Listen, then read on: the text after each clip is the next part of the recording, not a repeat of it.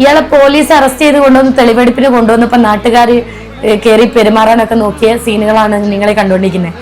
51 മുറിവുകൾ പോയിട്ട് 50 ഉമ്മ തികച്ചു കൊടുക്കാൻ സ്ഥലമില്ല ആ കുഞ്ഞിന്റെ മേല്. ജനനേന്ദ്രിയത്തിലടക്കം 51 മുറിവുകളാണ് 1.5 വയസ്സുള്ള കുഞ്ഞിന്റെ മേല് കണ്ടിട്ടുണ്ടെന്ന് പറഞ്ഞത്. അത്രമേൽ നേർച്ചകളിട്ടും പ്രാർത്ഥിച്ചും ഒരു കുഞ്ഞിനെ കിട്ടാൻ വേണ്ടിയിട്ട് ഉരുകി ജീവിക്കുന്ന എത്രയോ ആൾക്കാരുണ്ട് നമ്മുടെ സമൂഹത്തില്.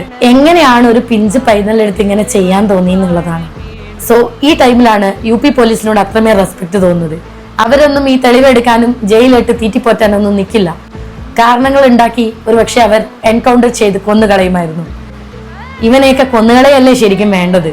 പിഞ്ച് പൈതലിനോട് ഇത്രയും ക്രൂരത കാണിച്ചിട്ട് ജയിലിലിട്ട് മട്ടൻ ബിരിയാണി ചിക്കൻ ബിരിയാണി കൊടുത്ത് തീറ്റിപ്പോറ്റല്ലേ ചെയ്യാൻ പോണത്.